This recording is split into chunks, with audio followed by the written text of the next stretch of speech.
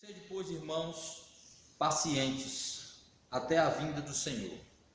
Eis que o lavrador aguarda com paciência o precioso fruto da terra, até receber as primeiras e as últimas chuvas. Sede vós também pacientes e fortalecei o vosso coração, pois a vinda do Senhor está próxima. Irmãos, não vos queixeis uns dos outros, para não serdes julgados. Eis que o juiz está às portas. Irmãos, tomai por modelo do sofrimento e na paciência os profetas, os quais falaram em nome do Senhor. Eis que temos por felizes os que perseveram firmes. Tendes ouvido da paciência de Jó, e vistes que fim o Senhor lhe deu, porque o Senhor é cheio de terna misericórdia e compassivo. O Senhor aplique mais uma vez sua palavra em nossos corações. Amém. Irmão, como nós vimos na semana passada, neste capítulo 5, Tiago está tratando de vários assuntos concernentes à vida cristã, à vida prática, e está abordando mais uma vez problemas relacionados à riqueza, à pobreza, às atitudes movidos pela avareza do coração humano, que leva a tratar de maneira errada o próximo, como é o caso aqui dos ricos, dos avarentos, dos ímpios ricos, que são denunciados por Tiago por estarem movidos pela sua avareza, pela sua idolatria, pelo seu amor ao dinheiro, pelo seu desejo de enriquecer, pela sua paixão desenfreada pelo dinheiro, pelas coisas desta vida, tem oprimido o próximo, tem explorado o próximo, tem deixado de tratar de maneira digna, respeitosa, honrosa ao próximo, tem furtado o direito dos que trabalham, dos que produzem com as suas mãos e fazem o seu trabalho, e com isso eles estavam de alguma forma oprimindo essas pessoas pela sua desonestidade, pela sua atitude de não pagar aquilo que era justo, correto, honesto.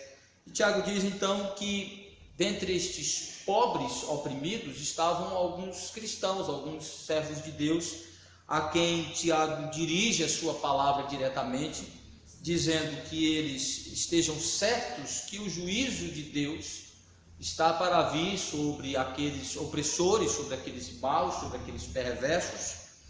E agora então Tiago vai dirigir uma palavra diretamente a estes crentes, dizendo como eles, que são os oprimidos, nessa situação são as vítimas, devem reagir a isso, como eles devem se comportar diante da opressão, diante do descaso, diante da injustiça, diante da desonestidade. Como um crente, então, deve reagir às injustiças, às opressões que sobre ele vêm nesta vida, principalmente ligado a esta questão específica de direitos furtados, direitos cesseados, direitos reprimidos por conta daqueles que querem apenas se dar bem em cima da necessidade dos outros, aproveitando a posição, a autoridade, o poder que tem.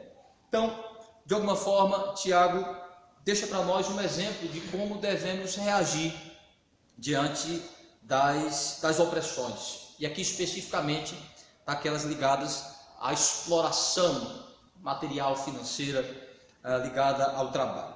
Então, que atitude é essa? Tiago diz que os crentes devem ser pacientes, devem lidar com paciência. Isso não significa necessariamente uma absoluta passividade diante da situação, mas uma postura que demonstra onde está a sua confiança e qual é a sua motivação de fato e de verdade ao lidar com essas situações. O que Tiago quer dizer quando ele diz que os crentes devem ter paciência diante da opressão, que os crentes devem agir com paciência diante da injustiça? O que isso significa?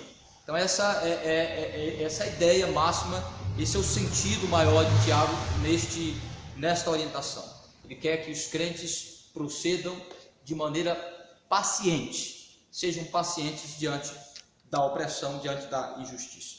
E o que significa na prática? É exatamente o que ele vai descrever nestes versículos que nós lemos, como então os crentes devem reagir pacientemente diante da opressão que estava sendo praticada por aqueles ricos avarentos que tiravam o direito, que suprimia o salário dos trabalhadores, enriqueciam de maneira ilícita diante do sofrimento, explorando o sofrimento dos outros.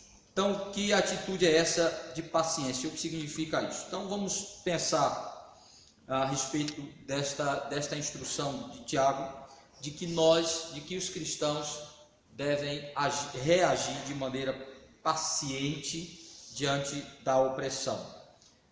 Primeira coisa que ele nos mostra é que os oprimidos, principalmente nós como crentes, devemos ser pacientes, confiantes na manifestação do juízo de Deus contra os opressores. Então, o primeiro aspecto da paciência é a manifestação de onde está a nossa confiança. Então, vejam o que ele diz, versículo 7. Sede, pois, irmãos, pacientes até a vinda do Senhor. Eis que o lavrador aguarda com paciência o precioso fruto da terra, até receber as primeiras e últimas chuvas. Sede vós também pacientes e fortalecei o vosso coração, pois a vinda do Senhor está próxima. Vejam bem, versículo 9. Irmãos, não vos queixeis dos outros, para não serem julgados. O juízo está à porta. Depois de dizer que o juízo de Deus estava para vir sobre os maus, sobre os ímpios, então ele diz: irmãos, sede pacientes. Ele está falando especificamente dos crentes, que eram estes pobres aqui oprimidos. Ele diz: sejam pacientes, aguardando, que é o primeiro sentido dessa paciência, aguardem o juízo de Deus. Isso não significa que o crente não possa recorrer às vias legais, à justiça, para reivindicar seus direitos. Quando isso for possível, podemos sim fazer. Buscar os meios legais, justos. Principalmente hoje que vivemos em uma sociedade em que há direitos trabalhistas. Há vias legais para reivindicarmos nossos direitos. Porém, Tiago está lidando com uma realidade em que, naquele contexto de sociedade, não havia muito direito trabalhista, sendo que até a própria relação de trabalho, a própria relação entre trabalhadores e seus patrões era quase que uma relação de semi-escravidão nesse contexto. Não havia tanta liberdade, não havia tanto direito assim, diferente do que acontecia dentro da cultura judaica, dentro de Israel, e na própria lei de Deus dada a Moisés, havia prescrições, havia cláusulas específicas para reger a relação patrão e trabalhador. Né? Até o escravo era contemplado, até a relação escravagista era contemplada dentro da lei mosaica, para que se tratasse com o mínimo de dignidade aqueles indivíduos como seres humanos.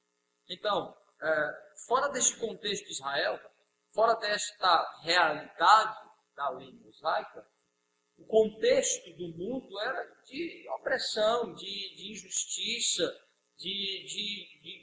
geralmente uma relação de escravidão e semi-escravidão, apesar de que aqui há uma indicação de uma relação trabalhista em que há uma remuneração, mas de um sistema quase que escravagista em seu aspecto absoluto, porque os direitos não eram observados, não havia justiça nesta relação. Então, Tiago parte desse princípio que ele está diante de um público que está inserido em uma sociedade, uma realidade social, em que não havia respeito aos direitos do trabalhador. Porque muitas vezes a esperança desses indivíduos estava em uma manifestação do próprio Deus, principalmente tratando-se dos crentes. Ele disse que Deus visitaria o juízo, que Deus não deixa sem o devido tratamento, sem manifestar sua justiça diante das injustiças humanas. Então ele diz: aguarde com paciência a manifestação da justiça de Deus. Mas se esses crentes tivessem a oportunidade de ter acesso a alguma justiça, alguma lei que os protegesse, não seria errado procurar. Vejam, porque em contextos que isso era possível, a Bíblia mostra que os crentes poderiam e podem procurar com total tranquilidade direitos, que se faça valer seus direitos dentro de um contexto de sociedade em que há esses direitos. Por exemplo, o apóstolo Paulo, como um cidadão de dupla nacionalidade, como ele era um judeu e ele era também um cidadão romano, quando ele foi tratado de maneira injusta pelos soldados romanos que agrediram o apóstolo Paulo, ele invocou o seu direito de cidadão romano para ser tratado de acordo com as leis de Roma, em que estes homens reconheceram isso. Vejam, por exemplo, vejam comigo, em Atos capítulo 16, só para a gente ter uma ideia. O próprio apóstolo Paulo vai mostrar para nós com o seu exemplo, visto que a própria Escritura diz que as autoridades, o magistrado foi colocado como um instrumento de Deus para promover a paz, a ordem, o respeito à ordem social, procurar os direitos, procurar a justiça, fazer valer a lei, não é uma falta de confiança em Deus. É um reconhecimento que Deus também age pelos meios humanos. Deus age pelos instrumentos, Deus age pelas suas criaturas, Deus age por meio dos seus agentes humanos. Vejam, em Atos 16, versículo 37 e 38, Paulo, porém, lhes replicou: sem ter havido processo formal contra nós, nos açoitaram publicamente, nos recolheram ao cárcere. Sendo nós cidadãos romanos, querem agora as ocultas lançar-nos fora? Não será assim, pelo contrário, venham eles e pessoalmente nos ponham em liberdade. Os oficiais de justiça comunicaram isso aos pretores, e estes ficaram possuídos de temor quando souberam que se tratava de cidadão romano. Ainda em Atos capítulo 22, 25 a 30,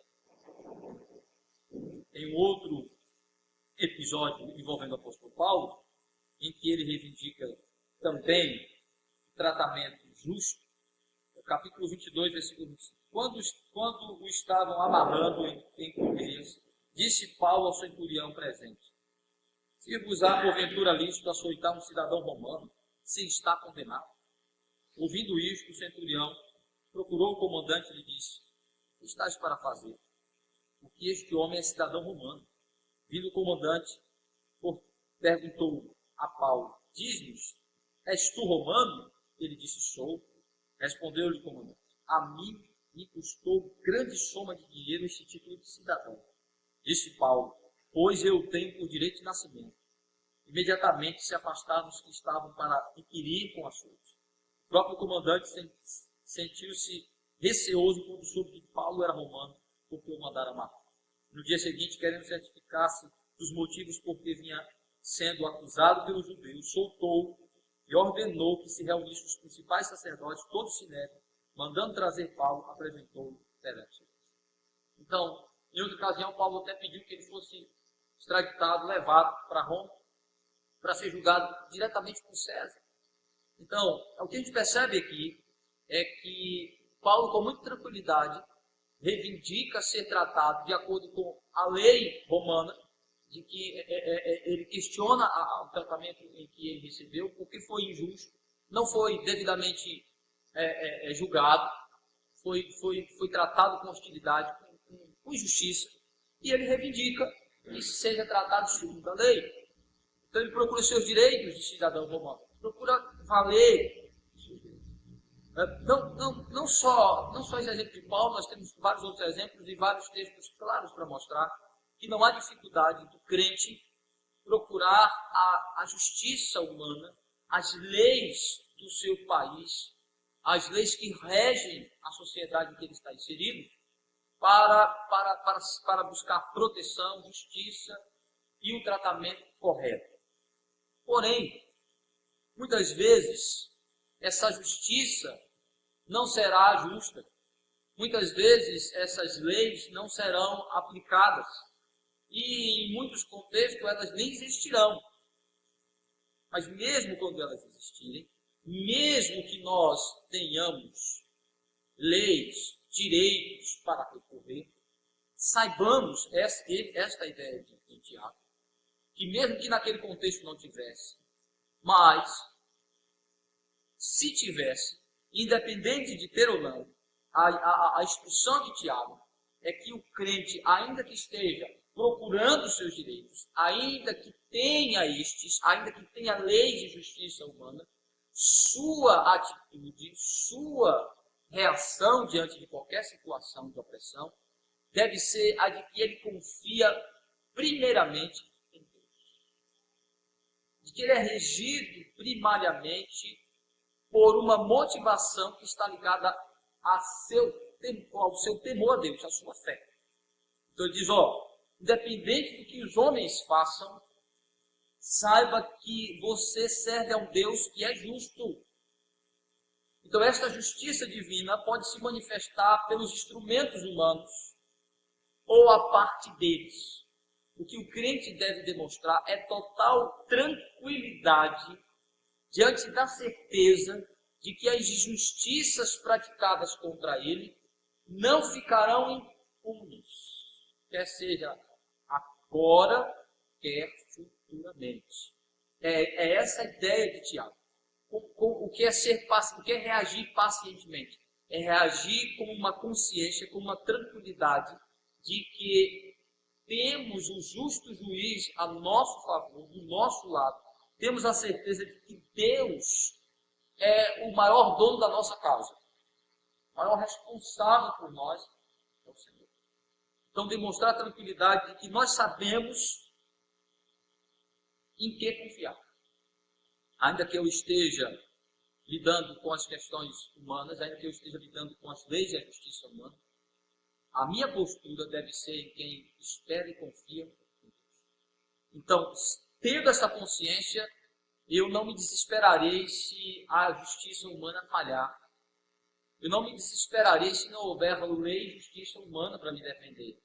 Essa é a ideia de Tiago, porque está falando para pessoas que geralmente eram tratadas como escravos e que não tinha nem o que reivindicar. Então ele disse, irmãos, sejam pacientes até a vinda do Senhor. Sabe, essa ideia de vinda do Senhor é visitação de juízo. Essa vinda do Senhor é a manifestação dele como justo e supremo juiz. Provavelmente se referindo ao próprio julgamento final do Senhor. Então ele diz, sejam pacientes, suportem com calma esta situação, porque Deus a seu tempo irá tratar. Ele diz assim, por quê? Ele compara a atitude do crente que espera na justiça de Deus com o lavrador que espera a prosperidade de sua semeadura. Ele diz, o lavrador aguarda com paciência. Ele vai comparar a paciência de quem espera a justiça divina. Por que ele fala em esperar a justiça divina? Tiago não fala em esperar uma justiça por meio de homens. Porque, na realidade, ainda que a justiça humana atue, ainda não é a justiça em seu sentido pleno e absoluto. Os homens pensam que já pagou tudo que deve quando são tratados pela justiça humana. Os homens pensam que já pagou tudo que deve quando passam 30 anos presos, passam numa perpétua, ou até recebem pena de morte. A gente acaba tendo uma sensibilidade dizendo assim, é com muita crueldade você aplicar uma pena de morte a um criminoso, mas a pena de morte é o máximo da pena que o homem pode aplicar. Jesus falou uma coisa interessante, diz assim, os homens não devem ser temidos como Deus, porque os homens são limitados no que eles podem fazer. Ele disse, não temei os homens que só podem matar o corpo, temei aquele que pode lançar o corpo e a alma juntos.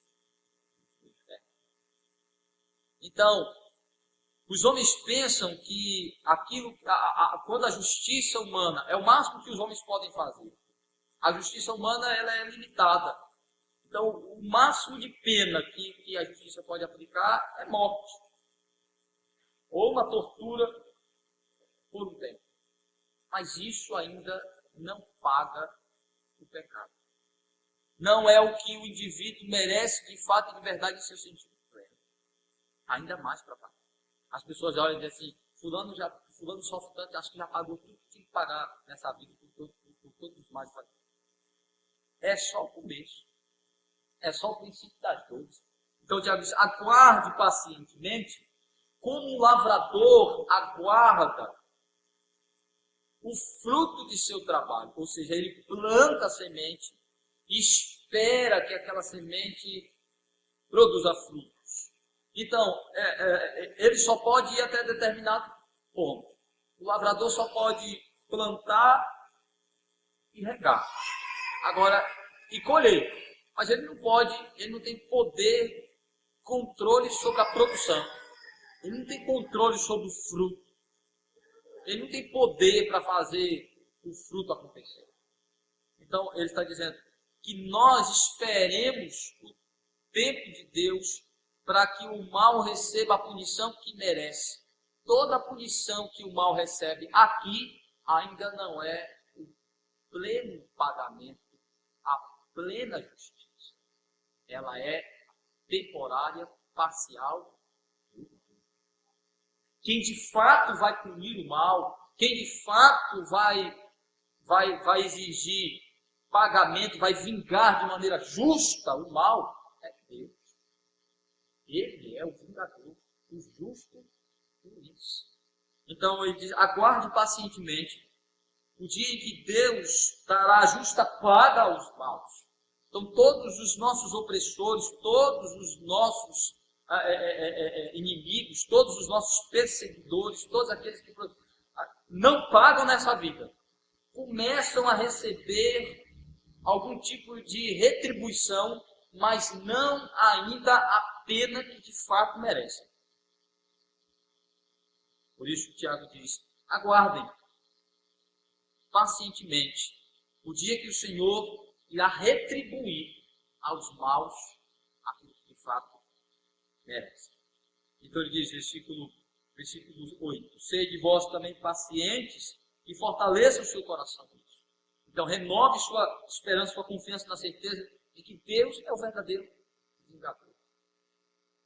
Sabendo e aguardando que Ele vai tratar aqueles que nos têm feito mal. Pois a vinda do Senhor está próxima. E aí ele vai dar um outro aspecto dessa paciência. Primeiro, a atitude de em quem espera. Demonstrando que a gente espera em Deus. Deus é quem de fato vai vingar o mal que fizeram contra nós. É Deus quem de fato vai punir os maus. Mas ele também diz algo interessante. Ele diz que essa paciência deve ser uma atitude de quem espera em algo superior, maior, mas que aqui já demonstra paciência quanto à reação. Como? Versículo 9. Irmãos, não vos queixeis uns dos outros, para não serem julgados, eis que o juiz está às portas. O que é essa atitude paciente? É a atitude não vingativa, não irritada, não iracunda. É a reação que demonstra que nós não somos os vingadores. É a atitude de não querer fazer com que o outro pague pela nossa própria justiça. Não é tentar produzir no outro um pagamento através de nossa vingança. É não ter um espírito vingativo. É não ser irritado. Ele diz assim, irmãos, vejo que alguns de vós estão demonstrando uma reação errada quando vocês estão querendo com a sua própria força, seus próprios meios, se vingar, sendo murmuradores, batendo boca, sendo irritados. Ele disse, não falem mal uns dos outros. Aqui está falando exatamente das reações de explosão de emoção, de retribuir de maneira agressiva, verbal e fisicamente, de estar disseminando, tentando produzir algum tipo de vingança por uma maledicência em que o indivíduo sai falando mal. Provavelmente a gente está falando daqueles crentes pobres que estão falando dos ricos, dizem assim, todo rico é tudo igual, dos crentes, dos irmãos ricos, tudo rico é tudo igual, tudo opressor. É como a gente faz muitas vezes, a gente não tem como atingir aquele indivíduo, a gente atinge alguém dentro da classe. A gente tem raiva de alguém, a gente pega e generaliza a classe para tentar atingir aquele indivíduo que a gente não consegue através do outro indivíduo. Todo político é ladrão, todo pastor, as igrejas não prestam, os crentes que é tudo falso e hipócrita. Eu tenho um problema com o irmão, tenho um problema com o indivíduo, em vez de resolver com ele, o que é que eu faço? Eu boto ele dentro do grupo que ele pertence, generalizo, começo a atacar todo mundo e de alguma forma me sinto vingado. É isso que Tiago está dizendo aqui. Não falei junto dos outros, provavelmente eles estavam com raiva dos ricos ímpios que oprimiam eles. E aí, como eles não tinham como fazer nada, não tinham como reivindicar humanamente, não tinha força para atingi-los, começou então a falar dos irmãos ricos, dizendo, não, rapaz, vocês são tudo da mesma laje, são tudo da mesma coisa, a gente sofre por causa de vocês, a praga ruim, murmurando, questionando, criando uma situação de discórdia, de briga, de ódio. Aí Tiago disse, não façam isso, porque vocês vão ser julgados junto com os outros, sua reação faz com que você seja tão errado quanto o outro. Como a gente faz muitas vezes, atacando os políticos, dizendo que eles são hipócritas, que eles são corruptos, e nós praticamos a nossa corrupção e justificamos ela porque nós estamos em uma situação que ela se justifica. Ou então elegemos um político do nosso gosto e fazemos dele um objeto de nossa estimação e defendemos em detrimento aos outros. O Tiago está dizendo exatamente que aqueles crentes estavam demonstrando impaciência, reação ímpia diante daquela situação em que eles estavam sendo murmuradores, agressores, generalizadores, desdenhadores, hipócritas, sendo imparciais. Parciais, no caso aqui, agindo de maneira partidarista, pegando aquele indivíduo e elegendo ele para atacar por não poder atingir. Então, Tiago está dizendo que eles demonstravam impaciência porque não reagiam de maneira que demonstrava confiança em Deus. A igreja tem que ser essa voz denunciante, não tenha dúvida, das injustiças, do desrespeito, do tratamento indigno para com o ser humano, não tenha dúvida, da reafirmação dos valores que a palavra de Deus estabelece, sem dúvida. Mas acredito que a igreja não deve fazer isso só com manifestos, mas deve fazer muito mais do que os manifestos são maneiras de se fazer. Penso que a igreja tem vários meios de fazer isso e acredito que o mais eficiente e o que mais tem a ver com a sua missão é pregar a palavra de Deus com fidelidade. Quando a palavra de Deus, deixa eu ver coisa interessante, quando a palavra de Deus é pregada com fidelidade, quando a gente prega expositivamente as Escrituras, veja como o Tiago está cheio de denúncias quanto à injustiça social, ao desrespeito, ao tratamento de opressão, à exploração do outro. Quando a igreja se detém a pregar, ela se dedica a pregar com fidelidade, ela acaba na sua pregação sendo essa denunciante. O problema é que a gente fica escolhendo coisas para pregar das Escrituras, a gente fica elegendo coisas para pregar e acaba perdendo essa oportunidade de dentro de um trabalho sistemático, de uma pregação sistemática, de ser essa voz denunciante. Então, a primeira coisa é que tem que pregar com fidelidade. Sim. Uhum.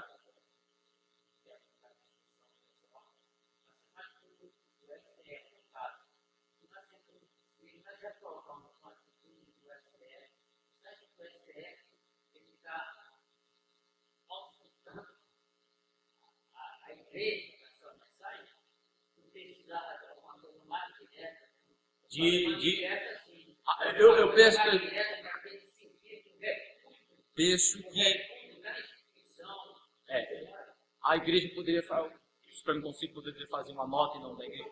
Mas eu acredito que essa não é a função maior da instituição. Por quê? Porque eu sou um cidadão. Individualmente, essa é uma responsabilidade. Coletivamente, essa responsabilidade ela está mais ligada à pregação e, é claro, manifestos em nome do Supremo Conselho, acredito que, veja quanto a igreja faz, vejo alguns que a igreja coloca, certo? Não sei se manda para o Supremo, se manda para as instituições, deveria mandar, né, em nome da igreja, mas acredito que o máximo que pode fazer em nome de instituição é isso. Mas cada crente é um cidadão. Cidadão. Certo? E o que a igreja deve fazer é conscientizar este crente quanto aos seus direitos e deveres como cidadão. Como ser um cidadão do céu, na terra.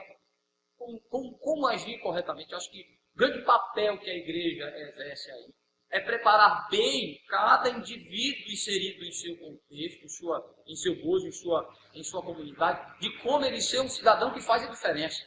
Porque às vezes a gente fica esperando muito que a igreja fale em nome de nós. Quando a igreja pode, vez ou outra, ser uma voz em termos de instituição, quando eu tenho que ser uma voz o tempo todo onde eu estou. Eu faço. Então você tem. Dentro da igreja presbiteriana, você tem pessoas inseridas nos mais variados contextos da sociedade. Que devem fazer a diferença, devem dar a sua voz. Então, em nome da igreja, como instituição, o máximo que a igreja pode fazer é dar uma nota oficial, que a igreja repudia isso, papá. Mas eu acho que a gente acaba tendo uma atitude mais política, como se fosse a igreja católica romana que se envolve com interesses políticos. Nosso interesse político, ele tem a ver com aquilo que a palavra de Deus diz. Não interesses pessoais para a igreja, mas o nosso interesse político é que a política entenda qual é o seu papel dentro da sociedade que Deus criou. Dentro da estrutura que Deus criou. Né? Então eu acho que a pregação, o envolvimento de cada membro, dele ser bem preparado, bem instruído para fazer diferença como cidadão. Certo? Como a gente reivindicar que os crentes não participem de anarquia, mas que os crentes façam valer a voz, defendam a justiça e o direito pelas vias legais, respeitando as instituições. Tá? Jesus teve uma oportunidade extraordinária para dizer que os huguenotes, que os libertários de Israel, né? os zelotes, inclusive tinha 2 discípulos que eram oriundos do grupo zelote, que era um grupo nacionalista, libertário, que queria pela força libertar Israel de Roma, queriam pela guerra. Jesus teve toda a oportunidade de defender, de estimular e de dar todo direito e autonomia a este grupo, mas ele não deu. Nunca defendeu. E quando alguém perguntou o que fazer com César, aí ele teve toda a oportunidade de dar liberdade de expressão, de revolta, inclusive anarquista. Mas o que Jesus disse? Você, naquilo que é autêntico de César, naquilo que é direito de César, como autoridade, ainda que ele não fosse a autoridade política legítima ali no sentido de que original, mas estava sob sua jurisdição, ele disse, é legítimo vocês paguem tributo a César. Jesus tinha toda a oportunidade de dizer assim, não, vocês se juntem agora e se revoltem, porque Israel não deve estar sujeito a esses pagãos. Ele não fez isso. Não é interessante? Jesus não defendeu a anarquia. Jesus não defendeu esse tipo de atitude de revolução. Ele defendeu o direito e que, se houvesse mudança, tinha que ser feita pelas vias justas, legais, corretas. E que, se algum momento precisasse fazer guerra, que se fizesse de maneira justa. Existe guerra justa? Existe. Então, mas que naquilo que eu estou, que é meu dever, esse é que é o problema. A gente acha que a gente se vê confortável de deixar de cumprir os nossos direitos, os nossos deveres, perdão. A gente se acha no direito de abrir mão de nossos deveres, porque o outro não está cumprindo dele. Aí assim, se os políticos são corruptos, então eu não pago imposto. Errado, né? Errado. Se o político é corrupto, então eu vou quebrar um patrimônio para ele poder me ouvir aqui, eu vou tocar fogo no negócio para ele me ouvir aqui. O que é que Tiago está dizendo? Que quando eu reajo dessa maneira, eu estou sendo tão errado quanto o outro que eu estou combatendo. Quando eu sou agressivo, quando eu pago mal com mal, quando eu tento de maneira vingativa fazer com que o outro seja punido, eu estou sendo tão errado quanto ele. É isso que o Tiago está dizendo.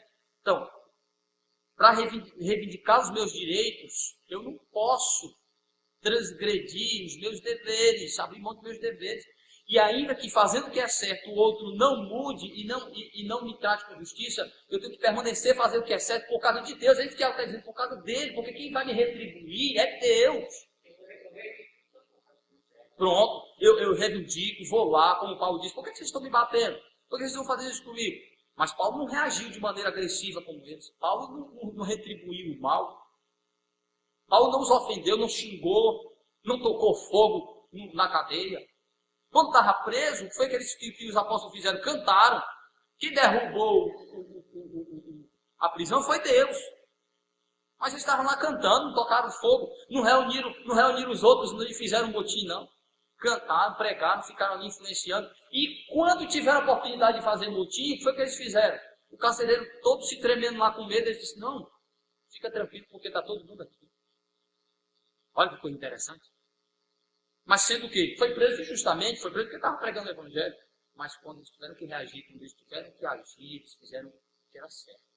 Ainda que estivessem recebendo o mal. Então esse aqui é o ponto. Cristão, a maior maneira do cristão reivindicar é ele agir de maneira certa. Usa os meios, usa os veículos, usa as instituições, usa as leis, os instrumentos, as vias legais. Não deu certo, não conseguiu, permanece fazendo o que é certo. Permanece no seu direito, permanece na sua postura correta e aguarda em Deus. Entendeu, meu irmão? Então, é difícil, e às vezes fazendo tudo que é certo, a gente vai continuar ainda sofrendo. Fazer diferença na sociedade, a gente vai estar ali dentro fazendo a diferença. Só que aí a gente tem que tomar cuidado para a gente saber até o limite disso. Que às vezes a gente é tirado da terra e colocado no céu, e às vezes a gente é colocado na terra como se não existisse o céu, como se não existisse mais nada, tudo se resumisse à busca de desenfreados de direitos. Essas coisas tem que entender, que é isso que eu sempre gosto de enfatizar. O crente deve buscar os direitos, mas ele precisa saber que o reino do céu vai além disso. O que isso significa? Que vai chegar um momento, por exemplo, que eu vou precisar abrir mão de direitos em nome do Evangelho. Que às vezes eu vou ter que suportar uma injustiça em nome do Evangelho. Vocês estão entendendo? Há um limite, eu vou buscar, mas eu preciso entender, fazer a leitura da situação para entender qual deve ser a minha reação diante daquilo ali. Saber que muitas vezes eu tenho que sofrer o dano, eu tenho que estar disposto a sofrer o dano de uma injustiça. Que as instâncias chegam a um nível que eu não tenho mais onde recorrer. Né? E muitas vezes um direito meu, eu posso abrir mão dele em nome da paz. Essa coisa que a gente tem que dizer, mostrar que não é errado você buscar. Aquele princípio que Paulo disse, tudo me é lícito, mas nem tudo me convém. É ter essa maturidade cristã, essa sensibilidade de entender que muitas vezes eu tenho direito ali, mas que é melhor, muitas vezes, eu abrir mão daquele direito, em nome do Evangelho, em nome do amor ao próximo, em nome da paz. Por isso que é importante que a gente mostre isso, porque às vezes tem gente que fica cego, tudo é direito, ele não abre mão de nada, aí a igreja é uma maior confusão, é crente brigando, se tapeando com o outro, como Paulo disse assim, olha, eu estou vendo que vocês poderiam resolver entre vocês questões de litígios aí, e tem um irmão levando outra justiça, levar a justiça não era errado, mas é o que Paulo está dizendo. Vocês poderiam resolver entre vocês, até ter disposição de sofrer um dano por amor ao Evangelho, de chegar com outro irmão e dizer assim, irmão, vamos resolver isso aqui, nós somos crentes, né? Nós temos o número Deus, vamos sentar aqui, vamos fazer o seguinte, eu tomo esse prejuízo aqui, eu fico com isso aqui, né? De tentar conciliar, mas não, é porque eu quero meu direito, você tem que me dar o que é meu, não deixa para lá, aí cria uma guerra, uma confusão, uma discórdia, cria um empecilho para o Evangelho que acaba sendo um escândalo dos irmãos brigando por causa de dinheiro, avareza no coração. Então você tem que entender que às vezes o direito que eu tenho, eu posso abrir mão dele em nome de algo maior. É isso que ele tem que ensinar os crentes. Mas não é sempre errado você buscar direito. Não é sempre errado. Né? Isso aqui é importante, né? Quem sabe assim, você pode usar, tem até uma bênção de Deus. Deus colocou magistrado, Deus colocou os homens para criar leis para uma ordem pública melhor, para que os direitos fossem observados, para que houvesse igualdade, respeito à dignidade humana, ao direito humano, né? Sim. É? Claro, claro, claro.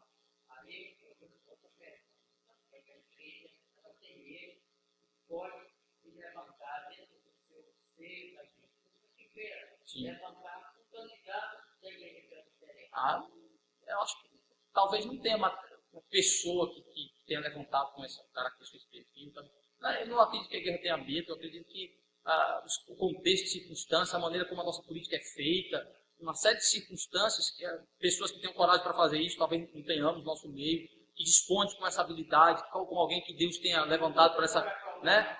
Uma série de circunstâncias, né? Mas eu acredito que nós não temos dificuldade nenhuma se um irmão entendesse que Deus lhe chamou para fazer diferença nesse contexto. Não tem dificuldade nenhuma ao longo da história da igreja reformada, das igrejas presbiterianas, tem um monte de políticos. Nos Estados Unidos, um monte de presidentes foram presbiterianos. Uns bons exemplos, outros maus exemplos, mas sim, Monarinho. Com certeza. Mas eu acho que o nosso contexto de Brasil é mais complicado. Muitas coisas precisam amadurecer, né? Tem que mudar muita coisa, amadurecer. A nossa própria igreja, a igreja evangélica brasileira amadurecer em relação a isso, porque hoje tem uma ideia de que a generalização, todo político é ladrão, aí se crente entrar na política já está corrompido. Não tem nada contra o cara, mas entrou na política já é ladrão também. Aí a mentalidade de uma série de coisas, uma cultura diferente, promoveram na sociedade, veio das bases. 100 anos. Educação cristã. Aí os nossos filhos começam a ser ensinados com a evolução. Com um monte de besteira que no futuro vai atrapalhar até a fé dele. Ele vai crescendo, sabe nem mais o que ele acredita. Aí o cara só pode ser médico. Isso. Como é que eu faço? Como é que eu reajo sem perder o direito? Sem me colocar na posição, sem me colocar igual ao outro, mas superior na atitude no sentido de estar certo. Né? Aí, primeira coisa, você não pode ter uma atitude vingativa, querer fazer justiça com as próprias mãos, querer usar a perversidade do pecado para revidar o pecado. Errado. Tiago disse, está errado.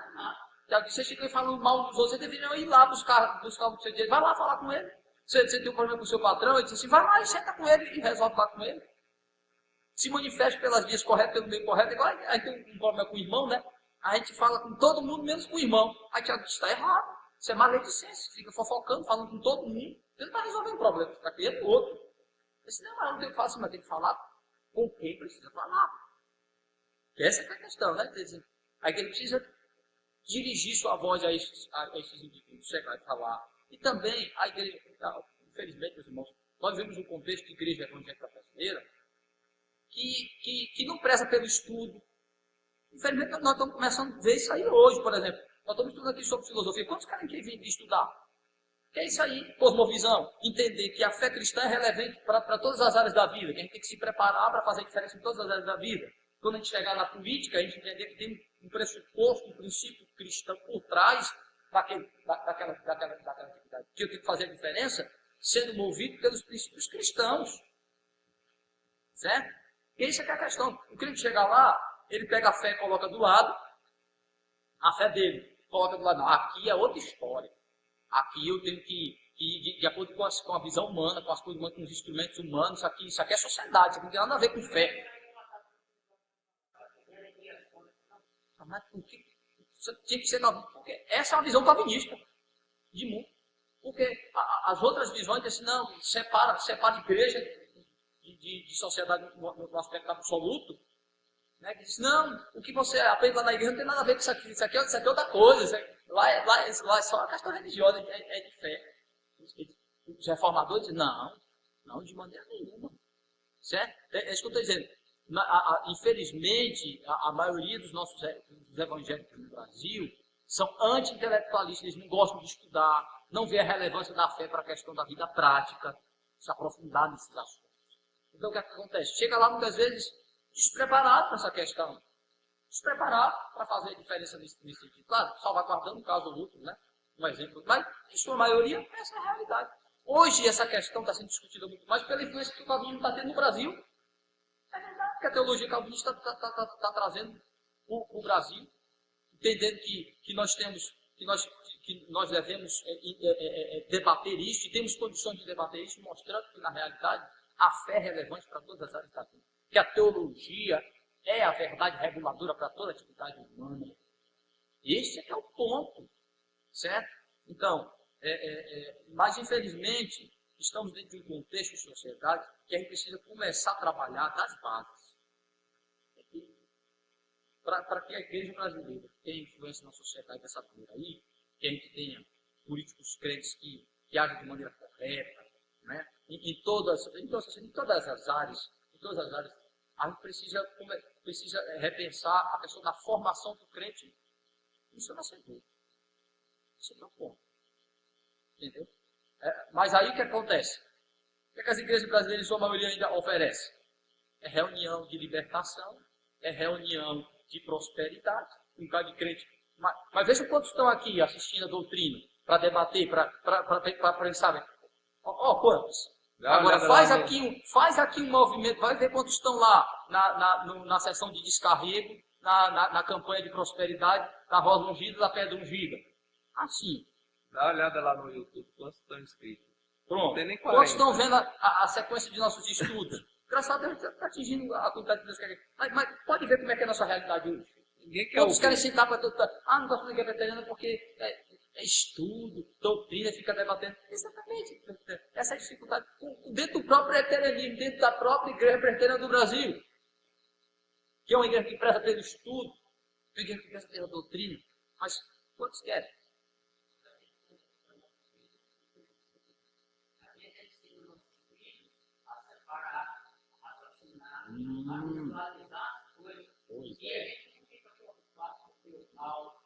Não está nem aí. Você fica ensinando ele se defender. Então, acho que esse tipo de raciocínio que o pastor falou aqui, em torno das igrejas, se fecha nisso. Quantos não estão aqui? É verdade. A disciplina aqui pode estar dando. Por isso que eu, como pastor, não me importo quantos tem, faço o que tenho que fazer e ensino, que é isso aí que vocês têm visto que eu faço. Para mim não importa quantos tem. Sim.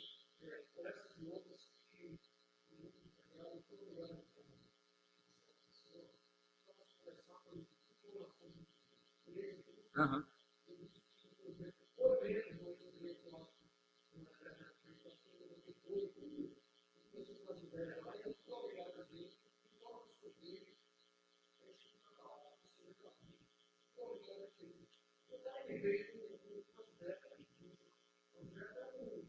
Sem sentido.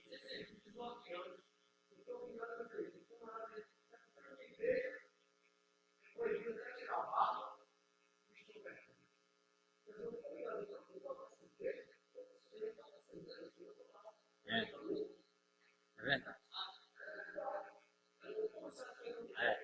Então, voltando para a nossa conclusão, inclusive eu tenho a ideia da gente terminar Tiago e passar para Pedro, porque Pedro vai tratar de assuntos bem parecidos, porque Pedro também vai falar para essa comunidade que está espalhada. Como o Tiago falou, Pedro também vai tratar de muitos assuntos mostrando diferente. Ele é um peregrino, mas é um peregrino que deve fazer diferença na sua peregrinação, né? É a cabeça no céu e a perna na terra. Os pés na terra. Cabeça no céu e os pés na terra. Né? Ou seja, é uma passagem relevante. Este mundo é uma passagem. Mas uma passagem relevante, em que eu tenho uma presença real e absoluta. E ele vai falar também de algumas questões de como a gente deve lidar com as perseguições, as injustiças. Então, primeira coisa, o crente tem que reagir como crente. O crente não deve justificar que alguém lhe agrediu e agredir do mesmo jeito. Que alguém foi injusto, aí ele, com raiva, com ódio, com irritação, metendo o dedo na cara, não, porque eu estou no meu direito. Direito de esbravejar, direito de cuspir no outro, direito de ser errado tanto quanto o outro. Não. Tiago disse, não, é errado. É errado. Isso não é reação de crente. É assim que o crente reage. O crente reage buscando a justiça. Mas a primeira coisa que ele faz é não perder, é se preocupar em não perder seu direito. Se eu reajo de maneira tão errada, onde é que está a minha diferença? Por isso que Jesus disse assim, ó, quando você tenta tirar o cisco do olho do outro, tendo uma trave no seu, Jesus disse, sempre hipocrisia. Ele disse, primeiro se preocupe com você, que a sua atitude esteja certa. Agora você vai estar. E é verdade. Então, crente, essa é a preocupação de Tiago. E, meus irmãos, vocês estão falando que os ricos estão oprimindo vocês, estão fazendo assim. E vocês estão reagindo de maneira tão ímpia quanto eles. Sendo malicioso, murmurador, ficar em canto, igual bicho ruim, murmurando. Gente, também está errado. Cadê a paciência de vocês? Cadê a confiança em Deus de que Deus vai dar graça para que isso seja resolvido, mas que vocês tenham a atitude correta? Então, a primeira coisa, ser paciente é reagir de maneira em que demonstra a nossa confiança em Deus e o uso dos meios que Deus deu. Sim.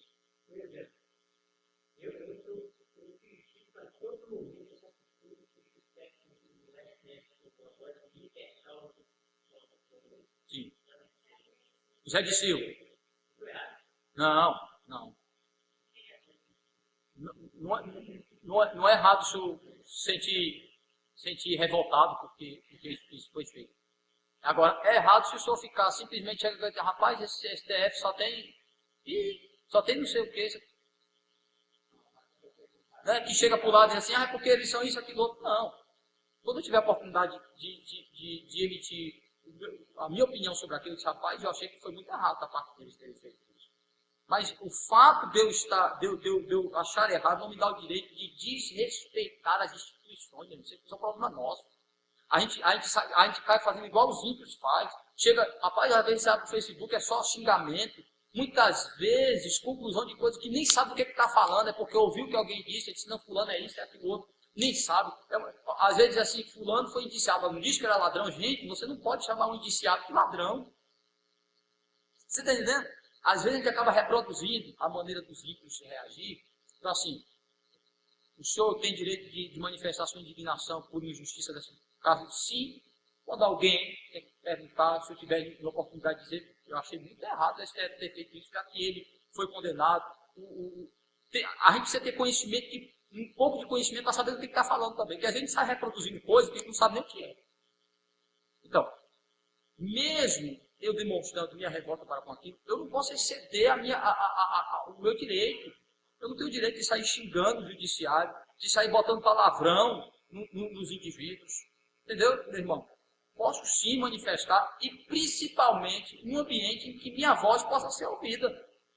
E se eu ficar simplesmente sair vociferando, falando aí, o que isso adianta? Nada. Mas quando for um contexto que eu tiver que dar a minha opinião, for uma coisa que tem um contexto, que tem uma possibilidade de eu falar, e com respeito, meus irmãos, nos falta hoje respeito. Hoje a gente acha que a gente pode sair xingando e falando do jeito que quiser com as pessoas. E não é assim. Né? Então, posso sim falar, manifestar minha revolta? Posso. Mas não se esqueça que é crente. É um cristão. Né? Pode sair falando também de qualquer jeito que quiser em relação às instituições e às pessoas, não. Precisa tomar muito cuidado com o que a gente fala e com o que a gente bota publicamente. A gente não sei, pega umas coisas, bota lá um xingamento, umas coisas tão horríveis. Não, dessa maneira, não é igual. Mas eu tenho que falar isso para mostrar que essa maneira é errada. Agora que a gente tem vontade de jogar o lixo no final. Não, mas vontade é coisa que dá e passa. E eu não posso fazer tudo que dá vontade na minha cabeça, não, porque aí, né? Por isso que eu estou dizendo, não tem domínio. É. Para cuidar da vontade, então, A gente precisa tomar cuidado, meus irmãos. Que é isso que Tiago está dizendo. O que Tiago no versículo 9 está criticando? Vocês ficam se queixando aí. Queixar sabe o que é? Fofocando, fica murmurando. Porque fulano não sei o quê, porque fulano não sei o quê. Tiago diz, para com isso, rapaz. Larga de ser futriqueiro, rapaz. Crente que fica, irmã, mas pior que mulher ruim. Tiago disse, não, rapaz, vocês podem ficar se queixando, falando mal uns dos outros. Quer resolver? Vai pelas vias corretas. Chega lá. Usa os meios. Aí, como o irmão ele falou, tem oportunidade de ir com audiência pública dessa, vai lá fazer sua voz valer, usar os meios corretos que você pode falar. Tem o direito de fazer a votação, entra lá no site e dá seu voto, dizendo que você é contra aquilo. Use os meios, as coisas corretas. Agora, ficar simplesmente como fofoqueiro, né? Futriqueiro, disseminador de contenda. Isso não é coisa de cristão. Isso não é coisa de cristão. O cristão tem que fazer diferença. Então, é essa a preocupação do Tiago. Então, Tiago diz, quer ser paciente. É não deixar as emoções me dominar. A reagir de maneira limpa. Então, mas a segunda coisa que ele diz, que o texto rendeu, né? Mas ele fala outra coisa, que é que os oprimidos devem se espelhar nos exemplos bíblicos de reação paciente. Interessante isso. E aguardar o fim que Deus tem para nós. Olha que coisa interessante. Veja, versículo 10 e 11. Irmãos, tomai por modelo no sofrimento e na paciência os profetas, os quais falaram em nome do Senhor. E eis que temos por felizes os que perseveraram firmes. Tendes ouvido da paciência de Jó, e vistes que fim o Senhor lhe deu, porque o Senhor é cheio de terra, misericórdia e compaixão. Sigam exemplos de homens de Deus que foram para nós exemplos de fé, ou seja, que suportaram a afronta, que suportaram o sofrimento. Eles fizeram o primeiro exemplo dos profetas, que pregaram a palavra de Deus e foram perseguidos, injustiçados, maltratados. Tem vários exemplos bíblicos de profetas que foram injustiçados, tratados mal, como o caso do próprio Jeremias, que ia pregar, o povo que era contrário ao que o povo esperava, o que o povo fazia? Jogava ele no calabouço. Aí ele voltava, pregava de novo, o povo ia, jogava ele no calabouço. Ele de novo pregava, o povo amarrava ele. Aí ele assim, foi perseverante. Mas teve um momento que ele sentiu, sim, que ficou triste, sim, que ficou deprimido, sim, que ele falou diante de Deus angustiado, sim. Mas veja qual é o exemplo que ele está dando. Que quando ele queria abrir seu coração, quando ele queria falar de suas angústias, ele não saía fofocando, falando com as pessoas, ele abria seu coração para Deus em oração. Esse aqui é o ponto. É que em qualquer circunstância a gente não pode deixar de confiar em Deus. Nele. Fazer o que é certo e confiar nele. Então, esse é um exemplo desses homens que pacientemente, ou seja, que perseveraram, que confiaram em Deus e que não abriram mão de fazer o que tinha que fazer, ainda que fossem oprimidos, injustiçados, maltratados. Aí dá o exemplo de Jó. Só que a gente de Jó é interessante. Jó é um exemplo de paciência, mas não de passividade. Ou seja, Jó falou, Jó teve seus momentos de abrir seu coração. Mas por que Jó é paciente? Porque Jó o tempo todo esperava e confiava em Deus. Ele procurava sempre em Deus a resposta para a sua angústia, para o seu sofrimento. Seus amigos botavam acusação em cima dele e ele dizia assim, rapaz, eu não estou entendendo, eu queria que Deus me dissesse o que está acontecendo. Ele procurou em Deus, procurou no Senhor, confiou, permaneceu buscando em Deus uma resposta para tudo aquilo da vida. Ele não reagiu como seus amigos esperavam que ele reagisse. Ele disse, mas isso é aí, você deve ter cometido algum pecado. Mas, Jó teve momentos de murmurar, de questionar, sim. Inclusive ele reconhece que isso foi errado. Inclusive ele reconhece que foi errado. E Deus vai inquirir, assim, quem é você para estar questionando isso? Mas ele é para nós um exemplo de paciência. Como é que ele é um exemplo de paciência? É um indivíduo que esperava as respostas de Deus. Procurava em Deus, confiava em Deus. Entendeu? Não abriu mão de sua fé, de sua confiança em Deus. Fez aquilo que o seu pouco conhecimento tinha sobre Deus. Jó está no contexto que ele tinha pouco conhecimento de Deus. Nós temos muito, né? E aí diz assim, ó, veja o exemplo de Jó. Agora, a coisa linda que ele diz é, por que nós devemos ser pacientes diante da opressão? Confiar em Deus, fazer o que é certo. Ele diz, por quê? Porque Deus vai sempre dar um fim para nós que é bom. Que fim? Qual é o fim bom das coisas? O Senhor sempre nos conduzirá a um fim de misericórdia e graça. Ele vai dizer, aí onde está o erro das interpretações equivocadas? Ele vai dizer assim, tem gente que acha que se a gente confiar em Deus, Deus vai ter a obrigação de dar o fim que ele deu a Jó igual a nós. Né? Qual foi o fim que Deus deu a Jó em vida? Deus deu de volta aquilo que tinha sido tirado de Jó, não foi? Perdeu os filhos, teve mais filhos. Perdeu a fazenda, teve mais. Há quem diga que ele teve outra mulher. O texto disse não, viu? O texto não disse que ele teve outra mulher, não. A mulher dele voltou para ele, a mulher dele ficou. Na realidade, o texto não disse nem que a mulher dele largou ele, né? A Bíblia nem disse que o texto. Aí Deus deu filhos de volta para ele, deu mais filhos para ele, Deus deu riqueza para ele. Só que a argumentação de Tiago não é que Deus vai sempre dar o fim igual no sentido de se a gente perdeu, ele vai restituir. Não. É que o fim sempre manifestará a misericórdia e a graça de Deus. Se Deus deu para Jó aquelas coisas, foi por graça e misericórdia. Então ele diz assim, o fim que Deus tem para nós é sempre a manifestação de sua graça e de sua misericórdia. Se nós sofremos pelas injustiças, se nós sofremos pelas opressões, confiando em Deus, perseverando em Deus, sendo pacientemente confiando em Deus, esperando dele, ele sempre vai manifestar a sua misericórdia e sua graça. Vai suprir aquilo que foi tirado de nós.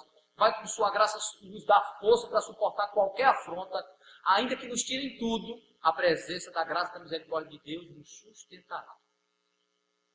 Este é o ponto. É isso que Tiago quer que a gente entenda.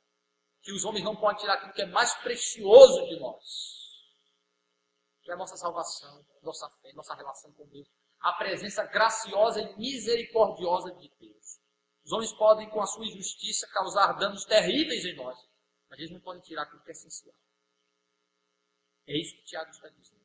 Os que esperam em Deus, que são pacientemente, Deus os conduz a um fim em que sua graça, sua misericórdia se manifestam. Como se manifestou na vida de Jó, como se manifestou na vida dos profetas, que ainda que muitos deles morrendo, por misericórdia e graça, estavam com o Senhor. Para viver a eternidade com o Senhor. Então, esse é que é o ponto de Tiago.